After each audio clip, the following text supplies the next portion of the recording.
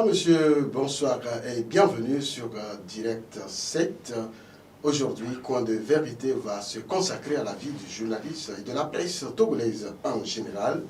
Pour cause, le quotidien Liberté ne paraîtra plus en version papier tous les jours, compte tenu de la cherté des intrants d'imprimerie, de la mévente généralisée du manque de publicité et des conséquences de la dernière sanction de la HAC. Décidément, la presse togolaise fait face à de nombreux défis. Quel avenir du secteur? Mesdames et messieurs, c'est le thème. Pour répondre à ces questions, nous avons invité deux confrères. À ma gauche, nous avons le confrère Francis Napokura. Il est le directeur de publication du bimensuel Tampa Express. Bonsoir, cher confrère. Bonsoir, cher Ricardo, et bonsoir aux téléspectateurs de Direct 7. Sinon, on va bien. Alors, à ma droite, nous avons le confrère Damien Diabab. Il est donc correspondant du journal Temps Nouveau. Il est aussi correspondant du journal Liberté. Bonsoir, cher confrère. Bonsoir, Ricardo. Merci pour le plateau. Et bonsoir aux téléspectateurs et téléspectatrices. Nous sommes bien. Et comme je le disais, aujourd'hui, nous allons parler de la presse. C'est vrai, en tant que journaliste, nous ne parlons pas de nous. Nous parlons des faits de société toujours. C'est comme si nous occultons nos problèmes. Mais aujourd'hui, nous allons faire l'honneur de parler de nous-mêmes. Je vais commencer avec Damien parce que vous êtes au niveau de la rédaction de Liberté. Hier, vous avez sorti un message que nous avons reçu. Dans le message, le journal papier ne sera plus toujours comme nous avons l'habitude de la voir. Qu'est-ce qui se passe concrètement ? Eh bien, il faut dire que, avec les difficultés financières aujourd'hui, et avec l'apparition des nouvelles technologies de communication comme WhatsApp et autres, et aujourd'hui, on est plus regardant par rapport aux réseaux sociaux. Et donc, le papier semble aujourd'hui ne plus être à la une quant à ce qui concerne son achat. Et donc le papier devient tellement cher, coûteux, mais on n'arrive pas à le vendre. Donc nous avons trouvé qu'il faut maintenant nous pencher sur la version électronique qui est plus accessible aujourd'hui et très facilement par le citoyen lambda. Et voilà un peu. Alors, est-ce qu'aujourd'hui, ce n'est pas une difficulté pour la presse écrite? Est-ce qu'elle n'est pas en train de disparaître, le papier lui-même, si vous faites cette conversion? Oui, ben justement, c'est pour cela que nous avons fait ça en deux phases. Donc, il y a une période qui a été dédiée au journal en ligne et puis le papier également pour qu'il ne disparaisse pas totalement. Alors, dans votre message, on a vu également la dernière sanction de la HAC qui vous a aussi secoué. On a vu une telle cause que vous avez citée. Qu'est-ce qui se passe à ce niveau? Oui, ben, il faut dire que les sanctions par rapport à la HAC, bon, aujourd'hui, il faut dire que la presse togolaise est au pied du mur pour des raisons de sanctions de temps à autre. Et donc, cela crée beaucoup de difficultés. Bon, disons que la liberté totale de la presse n'est plus, enfin, comme il se doit. Puisque aujourd'hui, sanction aujourd'hui, demain, sanction là. Bon, l'on se demande jusqu'à quel chemin la presse togolaise va se retrouver. Bien, on attend de voir. Alors, cher confrère Francis Napokura, le quotidien, Liberté ne va plus être ce qu'il était. Vous avez reçu le message, comment vous l'analysez? Tout d'abord, félicitations pour ce thème que vous avez choisi, qui est très pertinent, qui nous concerne. Vous l'avez dit tout à l'heure, et les journalistes ont l'habitude de parler des autres et non d'eux-mêmes. Quand quelqu'un veut arriver au gouvernement, atteindre un certain poste, c'est en ce moment qu'on le voit déambuler devant les médias, devant les micros, mais dès lors qu'il arrive, il devient un potentat pour la presse. Et la nouvelle de Liberté, c'est une nouvelle qui nous choque. Mais il faut d'abord féliciter, disons, les patrons de Liberté d'avoir eu cette honnêteté de relever de dire ce que tout le monde vit. Et ça, que toute la presse vit, il n'y a plus une corporation qui n'a pas ce problème, que ce soit la presse écrite, l'audiovisuel, la presse en ligne, et tous ont les mêmes problèmes, mais personne n'arrive à le dire clairement. Et Liberté a relevé des choses. Vous avez touché du doigt, par exemple, le problème des sanctions. Liberté et Tampa Express ont connu pratiquement un même sort. Au même moment, il vous souvient, les dernières décisions de la HAC le 1er février 2023 qui ont, sanctionné, c'est-à-dire que Tampa Express a été suspendu de parution pour 3 mois, et Liberté également. Avec Liberté même, c'était encore plus cruel parce que c'est une décision fallacieuse de la justice qui était, mal faite par le procureur, je crois, et qui a été renvoyée à la HAC, et la HAC également les yeux fermés à exécuter. Donc, à l'époque, nous, personnellement, nous ne sommes pas quand même anciens. Nous avons commencé en 2021, mais nous avions un projet de presse. C'est-à-dire que, normalement, quand nous prenons la presse, il y a le modèle économique, d'abord d'une presse, d'un organe. Est-ce que vous êtes des gratuits? Est-ce que vous êtes de la presse en vente? Bon, beaucoup de modèles, mais il y a la mixture entre la presse en vente, les abonnements et autres. Donc, nous sommes dans le cheminement d'aboutir notre presse vers les abonnements qui sont une fidélisation. Il a dit tout à l'heure, il n'y a pas de vente. Quand vous produisez la presse et que vous mettez sur le marché, on a l'impression qu'il y a un syndicat même de distributeurs contre la presse. C'est-à-dire que le retour, vous ne l'avez pas. Même quand vous demandez les invendus, vous ne les avez pas. On ne vous les ramène pas. Donc, carrément, il y a un blocus. Mais on ne peut pas refuser parce qu'il y a un autre créneau. Il y a par exemple le créneau de la publicité qu'il faut également capter.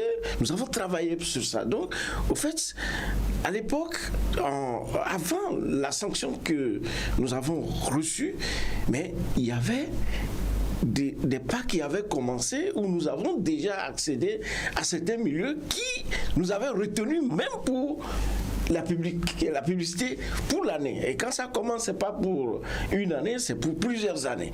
Mais donc, Liberté et Tampa Express, par exemple, ont été retirés d'une liste de 10 presses qui avaient déjà presque gagné, sinon qui ont déjà gagné.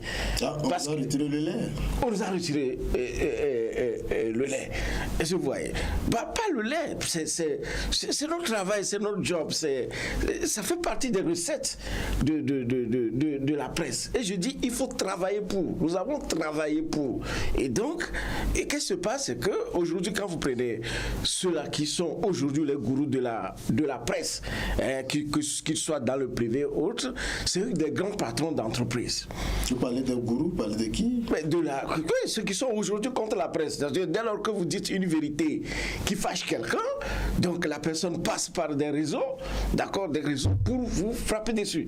Donc, ils se retrouvent en comité dans les associations ici et là, et ils se disent, bon, cette presse, ne lui donnez plus parce que ça me tape dessus. Parce que d'autres ont dit que voilà, et cette presse, si vous leur donnez les marchés, c'est comme si vous êtes contre le gouvernement de la République togolaise. Je ne sais pas si vous comprenez. Donc, du coup, que c'est à bon escient qu'on vous coupe les publicités. Mais c'est bien fait. Il y a des gens qui travaillent pour ça. Ils disent que c'est des réseaux. Donc, on demande carrément aux entreprises, quand vous voyez les entreprises installées, celles qui marchent un peu, quand vous voyez, c'est un peu des étrangers. Donc, quand vous venez faire peur à un étranger, ne donnez pas la publicité à cette presse, parce que cette presse est critique vis-à-vis de la première ministre. Ne donnez pas à cette presse, parce que cette presse est critique vis-à-vis de notre frère qui est PDG de telle société ou de tel ministre. Vous voyez que l'étranger ne peut qu'avoir peur. Est-ce que vous n'êtes pas dans les interprétations? Écoutez, nous on n'interprète pas. C'est des faits réels. C'est du factuel. C'est du factuel. D'accord? Et ça fait mal parce que lorsqu'on décide d'être un homme public, on doit s'attendre à la critique. Et ce n'est que la presse qui va le faire. D'accord? Donc, voilà des problèmes de notre presse. Donc, il n'y a pas de marché publicitaire. Il y en a pratiquement plus. Et vous avez vu, lorsqu'on a fait le recensement général ici, mais la presse n'était pas associée pratiquement. Bon, c'est quelques presses, quelques organes qu'on a choisis ici et là par rapport à certaines affinités.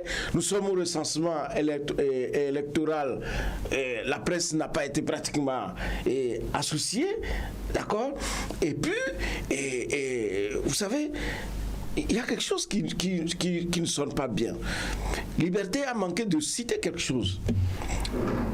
On a l'impression que depuis que Liberté juste à Jadvor a eu le courage de craquer la porte à la HAC, on a l'impression que on a envoyé une mission, sinon des missions, sinon Liberté est encore sous, comment l'appelle-t-on, sous redressement fiscal, qui a été notifié autour de 4 millions de francs CFA pour une presse qui ne vend rien.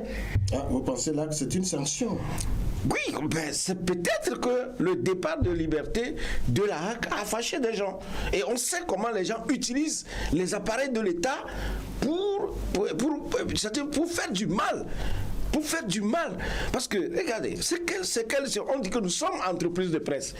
Vous êtes entreprise de presse et quelqu'un quelque part décide que votre entreprise soit fermée pendant 3 mois. Non, est-ce que là, ce n'est pas la loi qu'on applique? Je dis qu'une entreprise, à partir du moment où nous avons décidé que nos organes deviennent des entreprises de presse, d'accord? Mais là, je ne sais pas.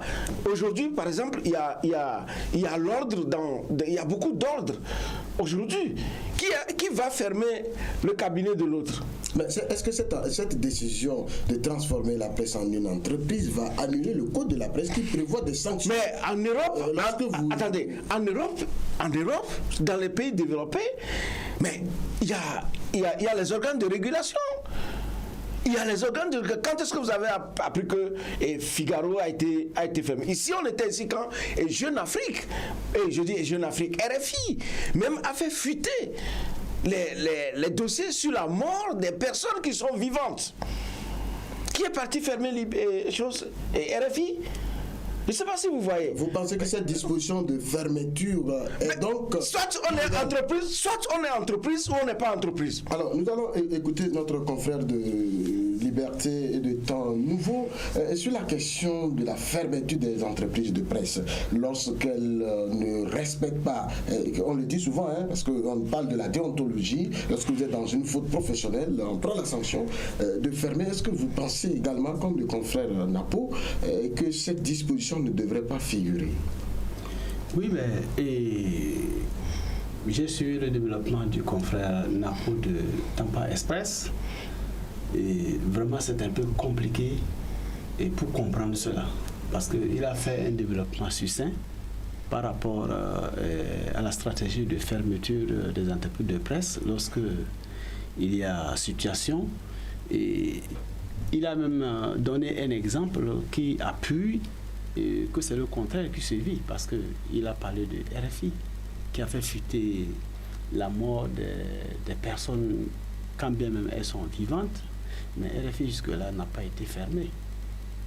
Vous comprenez avec moi que le développement de Napo, de Tampa Express, est tout à fait clair. Vous pensez que la presse au Togo n'est pas libre, c'est ça? Oui, ben, la liberté de presse au Togo, vraiment, est-ce que vraiment la presse au Togo est libre? Mais c'est à vous de répondre, parce que oui, vous y travaillez tous les jours. Un quotidien suppose qu'il y a la liberté, c'est pourquoi tous les jours il faut donc sortir.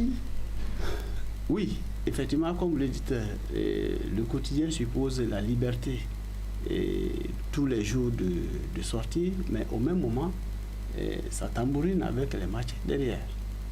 C'est-à-dire? Je parle des sanctions. Des sanctions à tout bout de champ. Et finalement, ça risque de faire mourir la presse. Est-ce que vous respectez les procédures du code de la presse et vous avez ces sanctions ou bien parfois vous outrepassez? Là, il faut aussi comprendre parce que la presse aussi a ses lois. Je crois que le confrère Napo a donné beaucoup de détails par rapport à cela et en faisant ressortir un noyau qui, quelque part, joue son rôle comme il se doit. Oui, vous parlez souvent c'est des informations que nous avons, oui. Et vous savez, ce qui se passe, il faut le prendre comme tel. On ne ferme pas une entreprise qui doit payer les impôts, d'accord? On ferme l'entreprise qu'il y a diffamation. Est-ce que les frais sont vérifiés? Vous avez quel spécialiste? Par exemple, lorsque moi j'évoque le domaine portuaire, je crois que j'ai quand même la maîtrise de beaucoup d'éléments.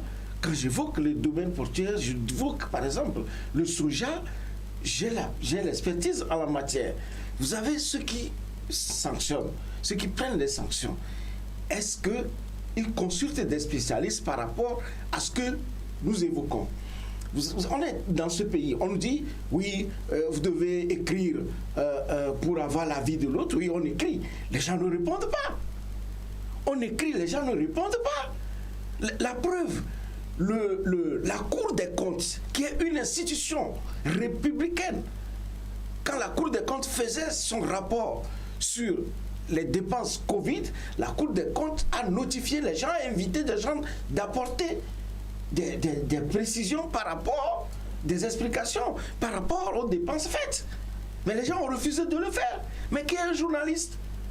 Présentement, nous avons envoyé, pour des articles que nous allons sortir bientôt, nous avons envoyé des courriers à des entreprises, à des institutions, pour demander des explications avant de sortir nos articles. Nous sommes là, nous n'avons pas de réponse. Toute la semaine, nous avons passé la semaine à relancer les gens. Mais qu'est-ce que vous voulez qu'on fasse? Comment vous voulez que la presse vive lorsque les gens ne veulent pas s'ouvrir à la presse, donner leur version des faits pour que la chose, sinon, vous allez avoir des informations là.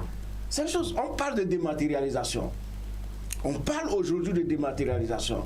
Mais on nous dit dans les papiers que vous devez prendre votre courrier, aller déposer et prendre c'est-à-dire un cachet de courrier arrivé, c'est-à-dire que nous sommes encore à l'époque de Mathusalem, alors qu'aujourd'hui, nous parlons de dématérialisation. Lorsque j'envoie une lettre de demande d'information par mail, ou j'envoie par WhatsApp,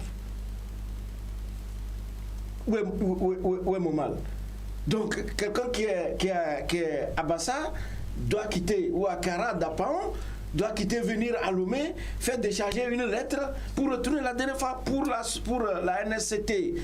J'ai des dossiers avec la NSCT, mais j'ai dû aller à Takwame, faire stamper la lettre avant de revenir. C'est-à-dire, nous sommes à quelle époque? Je ne sais pas. Quand on vous écoute, on a l'impression aujourd'hui que vous exprimez une colère. Est-ce que ça veut dire que le journaliste togolais finalement souffre? Mais le journaliste souffre. C'est pas moi qui le dis. Le journaliste souffre. Je dis qu'on nous dit d'aller en entreprise, mais on ne respecte pas les lois d'une entreprise. Parce que quand vous fermez une entreprise de non-parution, c'est que vous le privez de moyens, vous privez également même l'État des moyens, parce que nous payons les impôts. La preuve, un confrère, le Liberté, est en redressement fiscal. D'accord? Mais aujourd'hui, qui est le journaliste qui va dire qu'il a un bulletin de salaire? J'allais même poser cette question. Voilà. Sur la question des finances même, on a l'impression que le journaliste, on entend souvent, quand on va dans les reportages, des moqueries, on a l'impression que le journaliste quémande. Mais justement, aujourd'hui, même quand on invite pour une manifestation, un reportage, c'est plutôt le patron de presse qui va. C'est comme il n'a plus d'argent. Et il se bouscule. Mais il se bouscule. Est-ce que ça aussi, ça ne ternit pas l'image des journalistes eux-mêmes? C'est ce qu'on a voulu que la presse soit. Nous sommes aujourd'hui, la presse togolaise aujourd'hui est en train de se prostituer comme les partis politiques. Nous sommes, vous n'allez pas le dire. je vous assure, nous sommes à l'image de ce qu'on veut qu'on soit. Sinon, regardez, nous sommes, je vous ai cité par exemple des cas tout à l'heure, où il y a des programmes du gouvernement où la presse n'est pas associée pour la pub, alors que nous devons avoir une régie publicitaire, où lorsque quelque chose concerne l'État, c'est-à-dire que toutes les publicités vont là, et chacun doit avoir, en principe, sa part dans la publicité. Vous regardez la cagnotte de l'aide de l'État à la presse, c'est combien? Oui, on va en parler sur cette question, mais je voudrais d'abord voir mon confrère, M. Damien, sur la loi elle-même. Est-ce qu'aujourd'hui, les journalistes ne peuvent plus travailler pour revoir cette loi qui ferme ou sanctionne à tout moment les journalistes? Est-ce qu'il n'y a pas une manière de procéder? Oui, mais aujourd'hui, quelle peut être la voie qui va permettre aux journalistes de revoir la façon de faire les choses? Mais la relecture du code de la presse, en réalité, c'est l'initiative des journalistes, des patrons de presse. Oui, mais ils vont le faire avec quel poids? N'est-ce pas? Cela se décide quelque part. Vous pensez que le pouvoir n'est pas prêt pour accepter vos demandes? Le pouvoir est prêt. Le pouvoir est prêt. Et je crois que, comme tu viens de le dire, il suffit peut-être que nous nous organisons et cela peut se décider quelque part, comme à l'Assemblée nationale. Parce qu'il faut revoir carrément le circuit de la chose. Tout est compliqué. Est-ce que ce n'est pas une question d'organisation, tout ce que vous dites? La même question que je lui pose. Oui. Tout ce que vous citez, en réalité, si les organisateurs, sinon les patrons de presse sont organisés, est-ce qu'on peut voir tout ce que vous décrivez? Oui, tout va aussi de la crédibilité de nos organisations de la presse. Bien sûr, dans votre éditorial de cette semaine, vous parlez des journalistes de ventre, si je peux vous résumer. Mais je me demande, est-ce que dans la corporation, vous en avez vu qui travaillent pour leur ventre au lieu de leur cœur? C'était votre propos. Vous savez, la presse togolaise a connu un temps, c'est-à-dire il y a eu une période où il y a des gens qui se sont sacrifiés pour apporter la presse à un certain niveau et les gens sont rentrés là-dedans. Et les gens sont venus pas pour des projets parce qu'ils voient que voilà, tel gagne. C'est-à-dire qu'ils ne sont pas journalistes. Et voilà. Et à un moment donné, les choses ont commencé par s'effriter.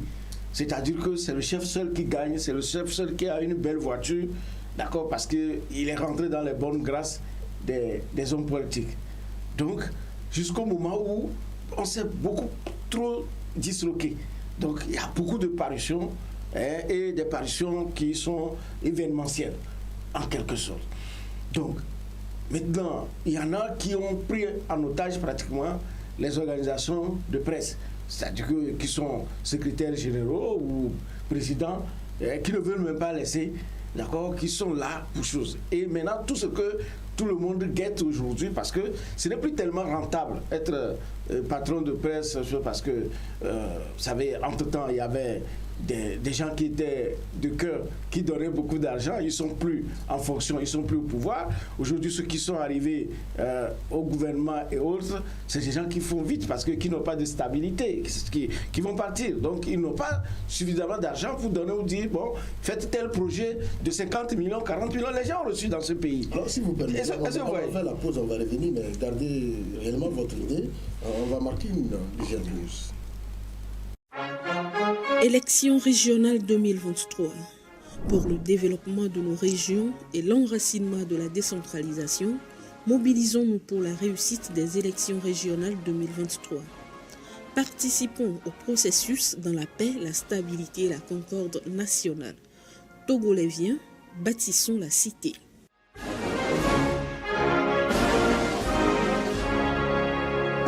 Bienvenue Bienvenue à vous tous et vous nous rejoignez sur Direct 7 dans notre émission Coin de vérité. Je suis avec mes deux confrères. Aujourd'hui, nous parlons des journalistes, de la vie du journaliste. Je suis avec le directeur de publication de Tampa Express, M.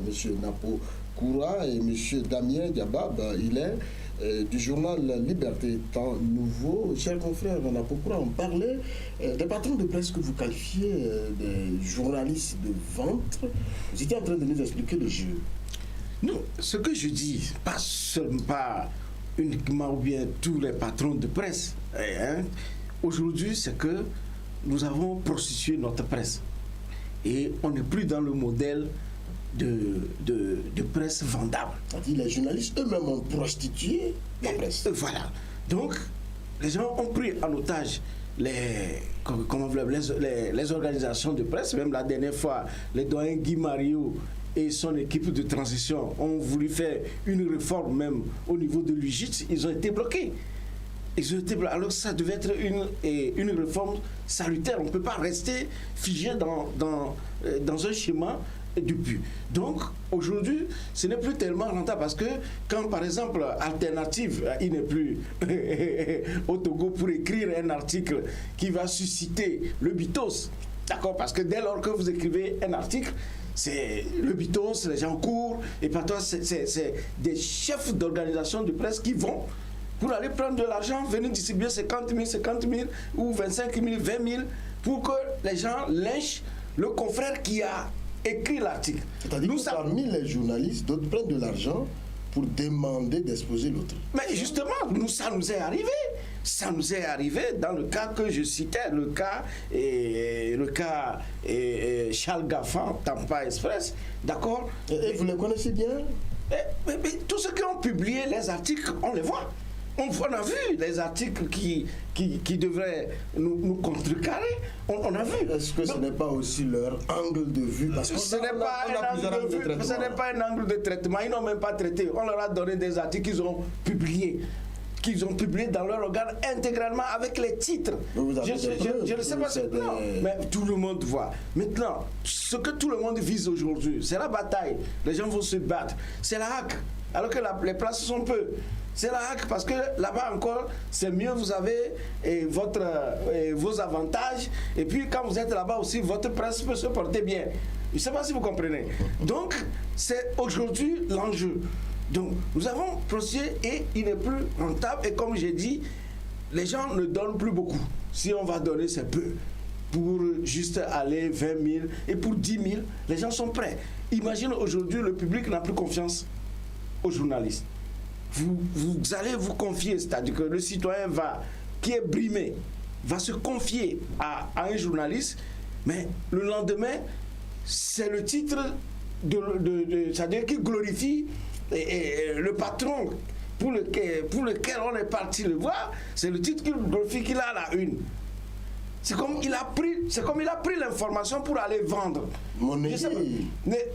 C'est comme il a pris l'information pour aller vendre. Et c'est ce qui se passe. Ça se fait dans la presse comme ça. Ben justement, c'est pas triste. Mais c'est ce qui s'est fait jusqu'à ce jour et aujourd'hui, il n'y a plus personne. C'est-à-dire que normalement, nous devons être dans une stratégie de la chasse parce que c'est pas celui qui débusque le lièvre qui le tue forcément. D'accord? Mais les gens ont tout fait. C'est-à-dire que comme je l'ai dit, quand vous sortez un article, attendez-vous que les gens vont s'en prendre à vous. Bon, et maintenant, comme il n'y a plus tellement de presse liberté qui réduit ses marges et autres, donc tout le monde restera aujourd'hui affamé. Et je dis qu'il y a des gens qui ont plus de problèmes, des organes qui ont plus de problèmes que liberté. Il y a des organes, même les télés, les radios. Moi, je suis un financier, je suis un gestionnaire de formation, un financier. J'ai fait le management des médias. Mon master, c'est le management des médias. D'accord? Je sais lire quand je regarde comme ça. Je sais lire ce qui est en train de se passer derrière. Aujourd'hui, même ceux qui sont autour du pouvoir, ceux qui sont, ils n'ont plus rien. Parce qu'il faut quelqu'un pour provoquer leur mangement. Et je vous dis que ce qui donnait beaucoup, oui, faites un projet de 10 millions, faites un projet de 30 millions, faites un projet de... Les choses, mais ils ne sont plus tellement aux affaires où ils se sont retirés. Et donc, aujourd'hui, ce n'est plus ça. Alors, est-ce que ça veut dire que, comme le proposait le confrère Damien, de s'organiser mieux pour faire la pression, pour revoir les lois, surtout le code de la presse, vous pensez que ce n'est pas possible avec tout ce que vous décrivez dans la corporation? Non, aujourd'hui, ça va être compliqué pour un média de se lever, parce qu'on ne sait plus si nous faisons du gratuit ou des presses en vente. D'abord, c'est un premier problème. Le deuxième, les tests, obligatoirement, il faut revoir les tests. Comment y parvenir avec tout ce que vous décrivez dans la presse, excusez-moi, et ce désordre que vous avez situé? Oui, si les gens, pendant longtemps, c'est-à-dire que n'ont pas entretenu des amitiés, c'est-à-dire qu'on confond l'amitié et à chose que voilà, on met l'amitié ou la compromission devant. Alors que l'autre que vous êtes en train d'aider, en train de gravir les échelons, en train de grandir. Nous demeurons des patrons de presse finalement sans rien. D'accord? Alors qu'on a aidé les gens à grandir pendant ce temps et on nous dépouille de toutes les lois. Et comme je l'ai dit aujourd'hui, vous avez quelqu'un qui porte plainte contre une presse à la HAC.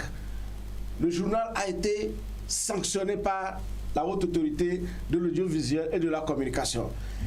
La même personne, après cette sanction, va vous assigner en justice. Ça, c'est quelle loi? Je ne sais pas si vous voyez. Mais attends, voilà, oui, normalement, ceci étant, puisque la HAC a cru devoir résoudre son problème, à résoudre le problème, mais il n'y a pas question que la personne retourne à la justice. Mais on vous dira que là-bas, c'est le code pénal. Je vous donne un exemple. Il y a un confrère qui est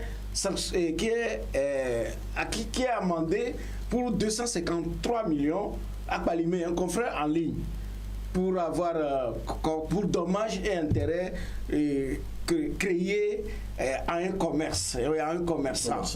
D'accord?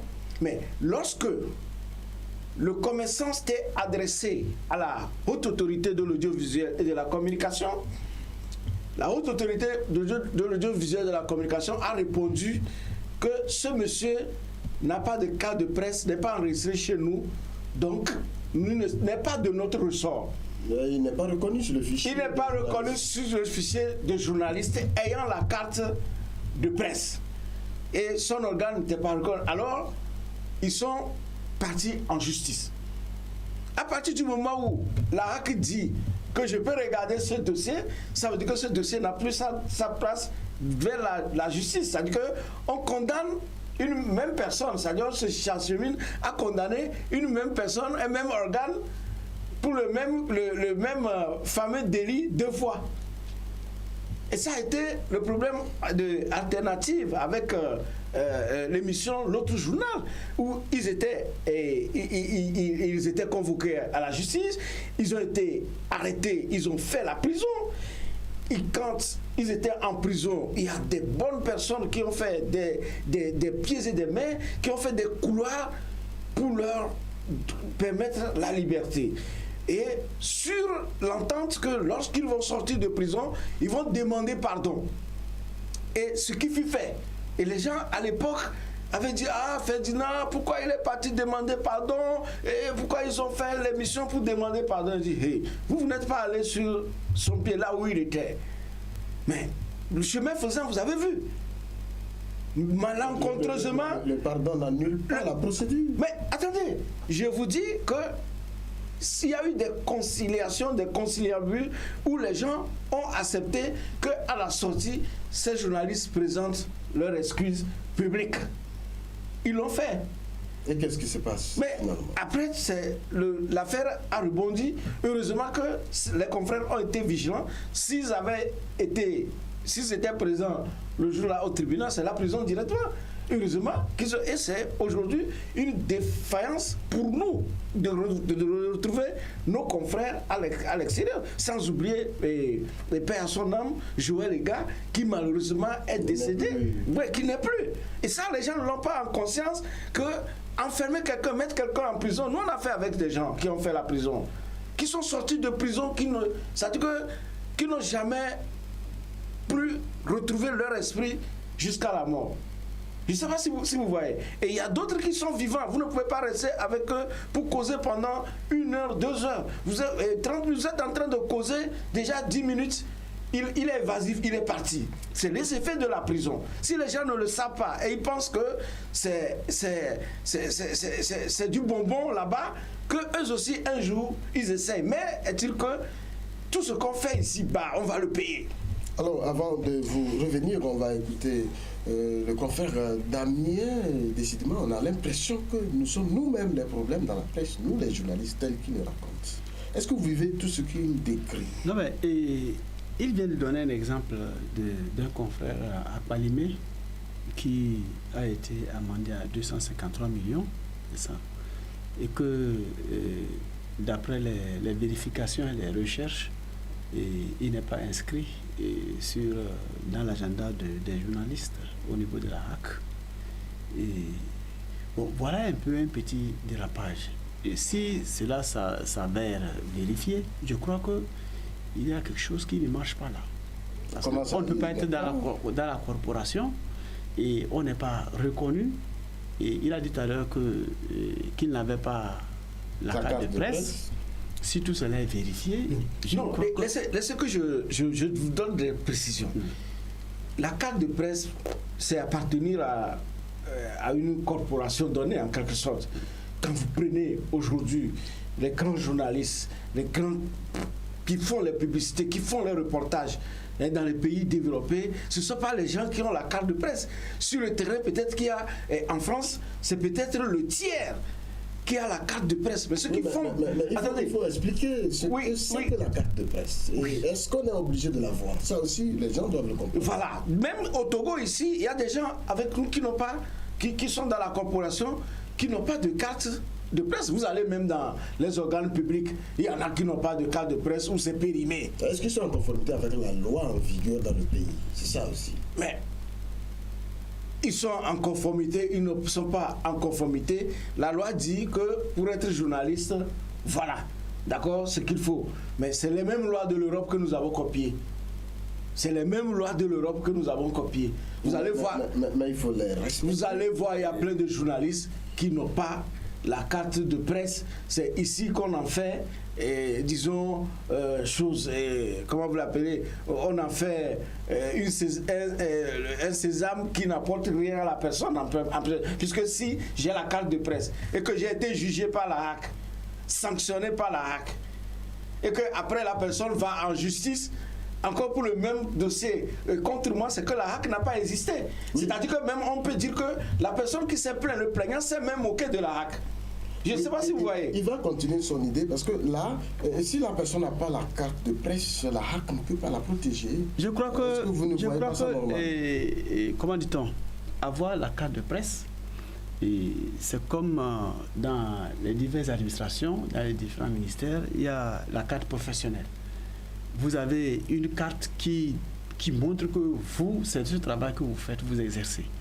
À partir du moment où vous n'avez pas cette carte et que vous avez une structure qui vous encadre, mais au-delà de tout, lorsque il y a un souci, la structure ne peut pas vous protéger. C'est vrai, comme il le dit tout à l'heure, qu'en Europe, il y a certains journalistes qui n'ont pas la carte de presse, mais chaque pays avec ses réalités. Si aujourd'hui la HAC au Togo exige la carte de presse pour être en conformité avec les dispositions de la HAC, je crois qu'il faut l'avoir avant d'avoir son journal en ligne ou bien son journal écrit, papier. Et cette disposition devait être faite de sorte que vous devez disposer de la carte de presse avant quoi que ce soit, ou même avec les agents avec lesquels vous travaillez. Chacun devrait avoir cette carte de presse pour être protégé. Vous pensez que les journalistes se font prendre eux-mêmes dans leur propre piège, selon vous? C'est ce que je suis en train de vouloir dire. C'est-à-dire que la carte de presse, c'est un outil de travail. C'est un élément qu'il faut avoir à disposition. Lorsque vous êtes en situation quelque part, que vous puissiez brander, c'est en quelque sorte une arme de journaliste. Attendez. Quand il y a eu la Covid dans ce pays, mais il a fallu que j'interpelle certains patrons, certains responsables d'organes. Sur la carte de presse, c'est bien écrit que nous avons la liberté de circuler, d'aller travailler. Mais quand il y avait eu Covid, mais les patrons de presse, ils ont fait des délégations, aller voir le ministre de l'administration territoriale pour délivrer le laissez-passer. Le laissez-passer aux journalistes. C'est incongru. La HAC, c'est une autre institution, c'est une institution de la République qui délivre une carte de presse. Et le combat Covid, c'est les médecins, c'est les journalistes, c'est la sécurité. C'est-à-dire qui étaient aux avant-postes de la Covid. Donc, vous savez, ce que nous avons, ce que vous dites, qui est un bon document, bien sûr, c'est un bon... La carte de presse, c'est une bonne chose, c'est beau à voir, mais on ne sait même pas l'utiliser. Est-ce qu'il est un laissez-passer directement? Mais je dis que la carte de presse, ce n'est pas un laissez-passer du ministère de la Justice qui va être au-dessus de la carte de presse. En principe, c'est un sésame. Au Togo, on ne le reconnaît pas. Quand vous arrivez en Europe, vous sortez votre carte de presse, mais vous êtes considéré. Qu'au Togo, c'est juste une carte que les gens ont sur eux. Mais je dis que est-ce que la HAC nous protège? Est-ce que la HAC protège les journalistes? J'ai donné des exemples où elle s'est désengagée pour quelqu'un, mais lorsque vous vous engagez pour les autres, est-ce que vous les protégez? Et je vous dis, quand vous allez dans les organes publics au Togo ici, il y a des confrères qui n'ont pas de carte de presse ou leur carte de presse est périmée. Mais le jour où vous allez annuler les miettes de l'État, de l'aide de l'État à la presse, qu'on nous jette comme les chiens de Pavlov, lorsque l'aide de l'État à la presse ne va plus exister, vous verrez qu'il y aura des journalistes qui ne seront même plus en règle avec toutes les structures qui régissent la corporation. C'est à cause de ça que les gens essaient de se conformer. Alors, sur cette question de l'aide de l'État à la presse, pourquoi les journalistes devraient compter sur l'État? Parce que quand vous voulez créer votre organe, est-ce que vous êtes prêt pour le créer? Vous devez mettre tous les moyens possibles pour faire le travail. Est-ce que ce n'est pas une erreur de compter sur l'État? Ce n'est pas une erreur de compter sur l'État. On doit compter sur notre État. En fait, les médias sont reconnus d'utilité publique. Et M. Ricardo, personne ne vous a demandé de créer votre média. Mais sachez qu'à partir du moment où vous l'avez créé, ce média ne vous appartient plus. C'est à la communauté. Donc le jour que vous n'allez plus animer, les gens vont dire pourquoi c'est comme ça, c'est connu. Même l'UNESCO reconnaît. Et donc, étant donné que les médias sont d'utilité publique, même quand bien même étant privés, il impose à l'État d'entretenir ces médias. Même jusqu'en Europe, il y a des enveloppes pour les médias. D'accord? Mais je reviens à la notion d'entreprise de presse. Puisque vous dites que est-ce qu'on doit compter sur... Je vous ai dit tout à l'heure qu'il n'y a pas de régie publicitaire. Il n'y a pas.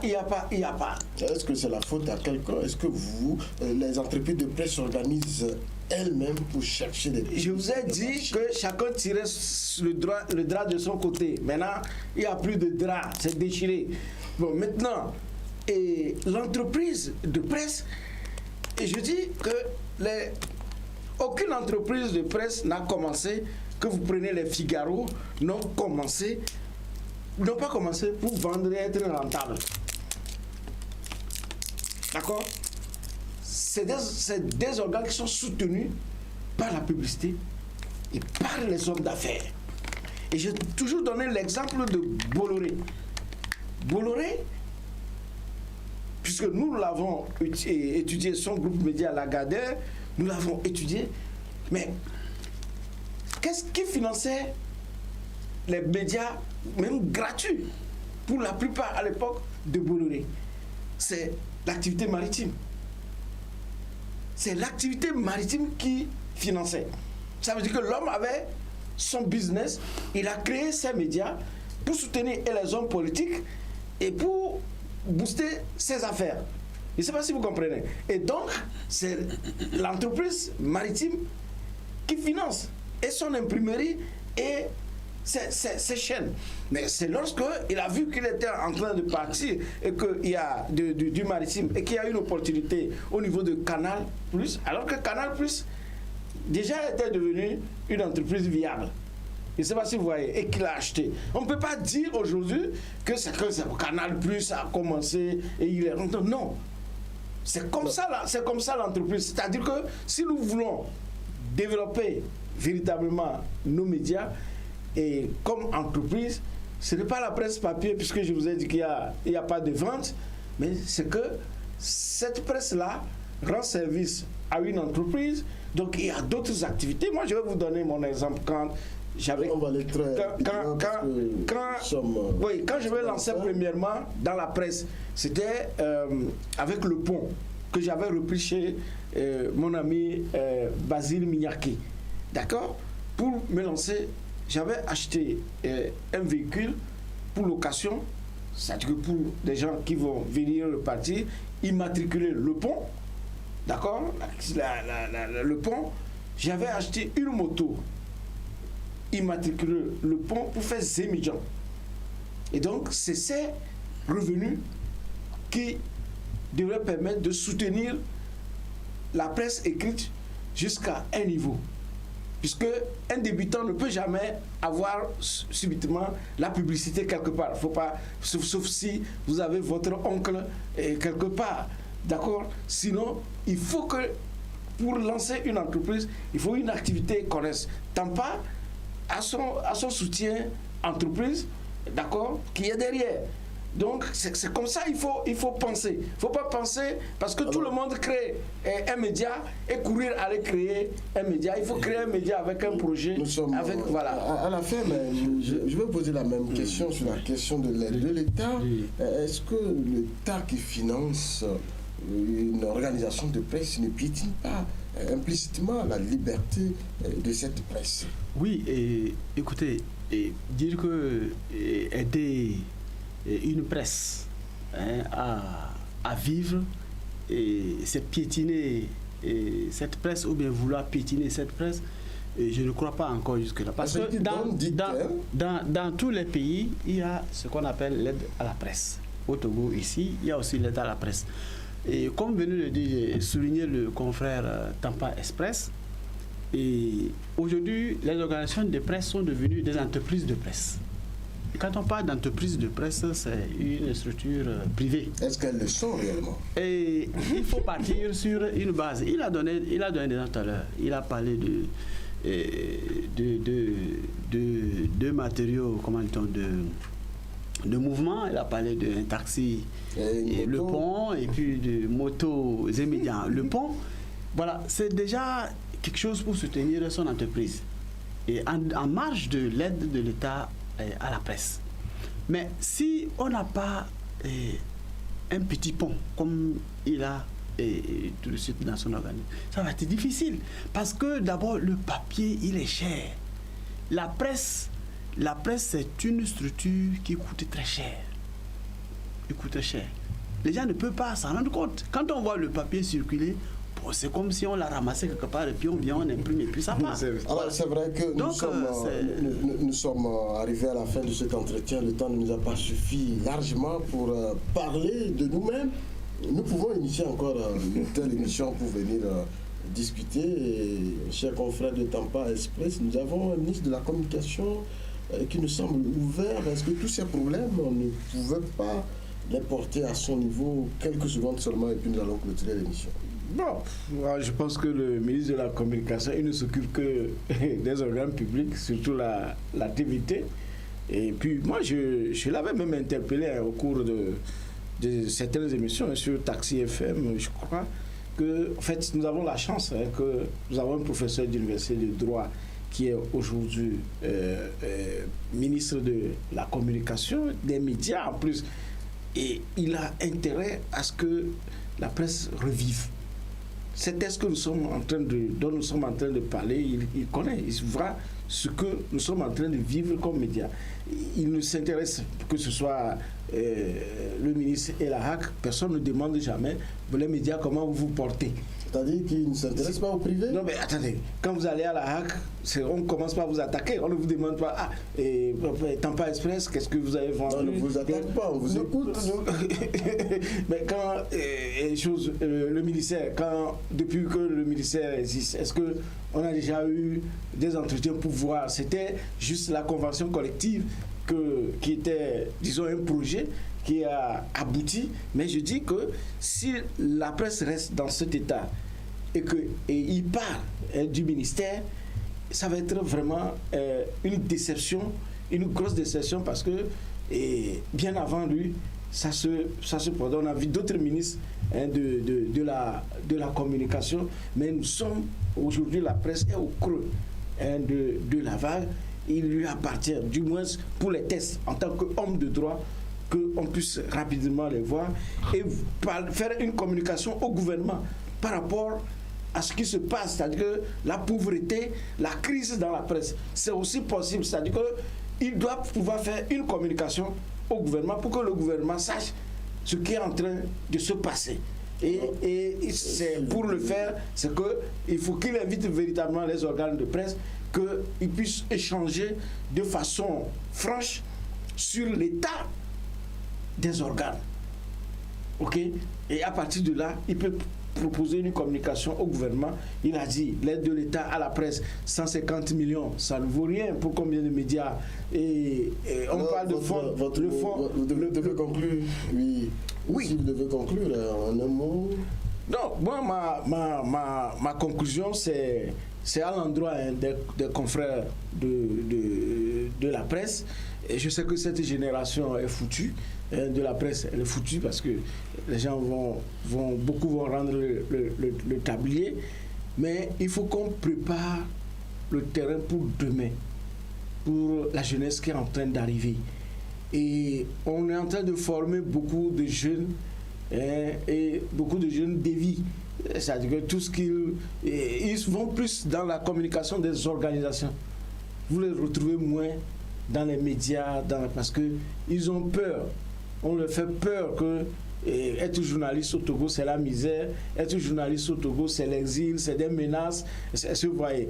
Donc, il faut véritablement qu'on redonne vie à ce métier par une organisation, une confraternité, une véritable confraternité autour de la presse, et qu'on laisse une presse et sinon une corporation qui sera bénéfique pour les générations à venir. Merci pour avoir accepté notre invitation. Merci, c'est un plaisir également. Confrère Damien, pour dire votre dernier mot, vous allez également vous prononcer sur le ministre de la Communication. Oui. Tout ce que nous faisons, est-ce qu'il peut nous entendre et puis résoudre nos problèmes? Oui, et il peut nous entendre et résoudre nos problèmes. Je l'avais dit entre-temps, et il nous appartient de nous organiser, d'aller vers lui et d'exposer. C'est vrai qu'il y a situation, mais si nous ne faisons pas le pas vers lui et que nous attendons que lui il fasse le pas vers nous de façon générale, ça va être difficile parce qu'il y a d'autres charges.